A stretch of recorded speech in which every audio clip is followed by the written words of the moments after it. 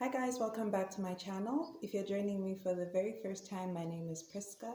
Last week I shared my news update of our little baby girl who was born in the month of September.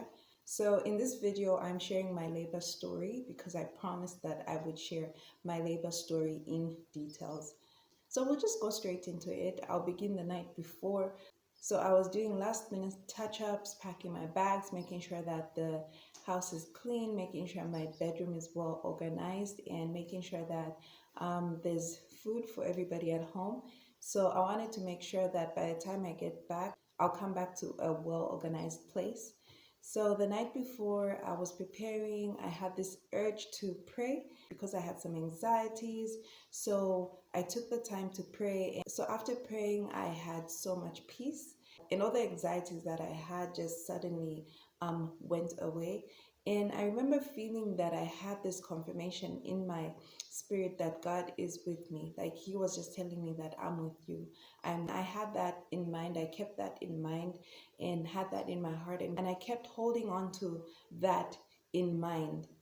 So I went to sleep, and about 4 in the morning, I was woken up by this abdominal pain. And when I woke up, it really didn't last that long. So I couldn't tell whether it was a sign of labor. I went back to sleep, and 30 minutes later, I felt another abdominal pain. And when I woke up, I called my husband because he wasn't with me at that time. So I called him and I said, look, I am feeling some kind of pains, but I can't really tell if these are signs of labor, but this is exactly how I'm feeling. And he asked me if my water was broken. It didn't break at that time. He asked, like, would you want to go to the hospital like right now? So I said, well, I'm really not sure because my water hasn't broken. And I think maybe because I thought that if my water would break, then I'll be able to rush myself to the hospital. But I couldn't really tell. So I said, I'll let you know if it gets any worse. And so we ended that conversation. 30 minutes later, I was in intense pain, and my pains were actually even for a longer period of time. So I called him up and I told him, like, look, I think it's getting worse and I need to go to the hospital. I can't really bear the pain so much. So he was like, okay, what can we do? So I had listed down some emergency numbers in case he's not around that I could call. So I thought, okay, let me just look up the emergency numbers that we can call. And this is just like a list of people that we already spoke to just in case, especially because my husband is not around. So just in case he wouldn't be around, these people knew that I'll be able to call them. Unfortunately, when I called every number that I could possibly call on my emergency list, the calls were being unanswered. So it was 4 in the morning, so probably people were sleeping at that period of time. So I called him back and I told him, look, we have no choice, but we have to call Orlando. So Orlando Taxi is like Uber. So I decided to contact Orlando through their mobile app, and I got a response like in less than a minute. And the driver said he was within vicinity, and so I pinpointed my address. I pinpointed my address, although it wasn't really so clear where exactly my house was. So he said he would be there like in the next like 10 minutes. And 30 minutes later, he didn't give me a call back. And by this time, I was in so much pain. So my son was woken up because I kept on fidgeting and moving from one room to another. I was in intense pain and I really didn't know what to do. So I think I was walking around to just get over that pain. And so I'm staying with my niece. So I asked her to get my bags and have them ready in the passage so that when the driver comes, like we just pack everything and go to the hospital. So I woke her up, and when the driver called me, he's like, oh, I'm outside. I asked my niece to go and check if he's outside, and he wasn't outside. He was at the wrong house.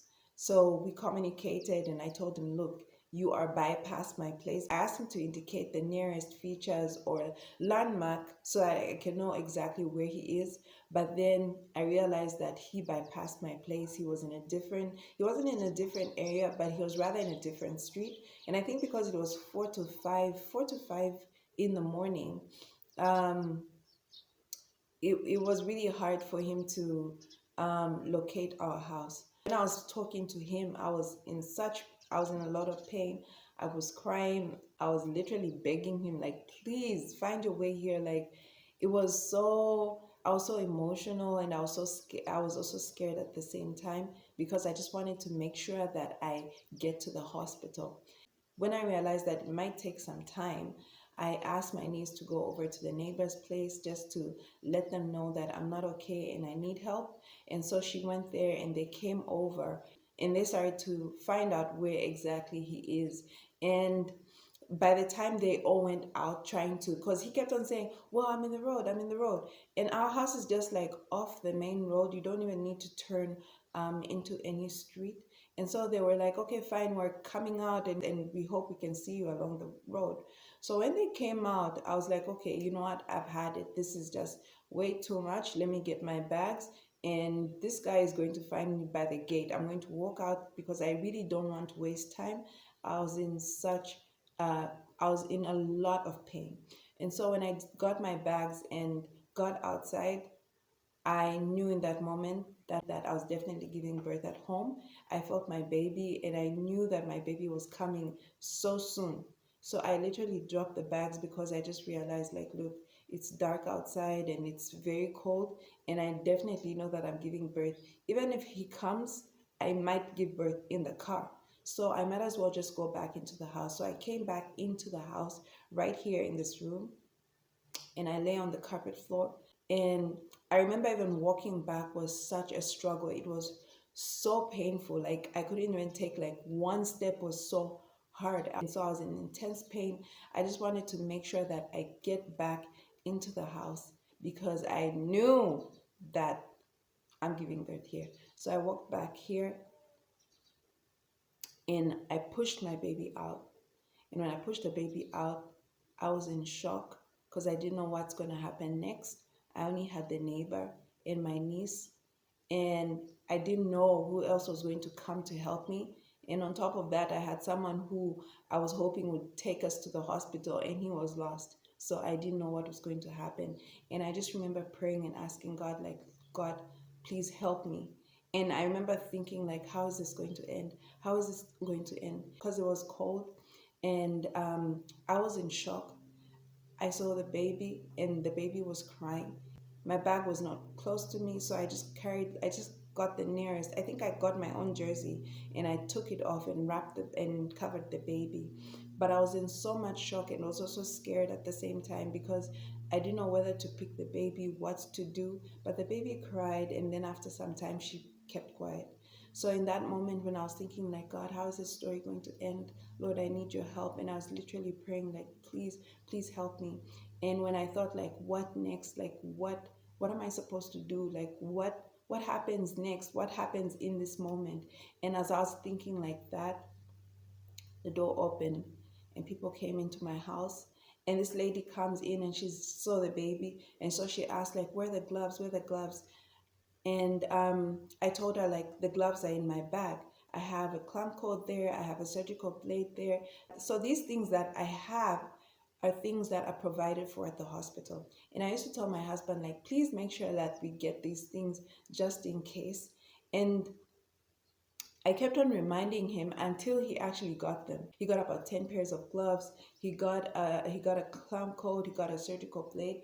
And he would ask like, why do we need to get these things? I'd say like, really, we don't know why, but just in case. But I really didn't know that in that moment that I was preparing for that moment now. Once she got the things, she cut the umbilical cord, wrapped up the baby, and managed to clean me up. That is when the driver showed up. And this time around I was not even like so mad at him because I was just blown away by how God just came through for me because I didn't even know who was going to come. I didn't know what was going to happen next. I didn't even know exactly like how this all was going to play out.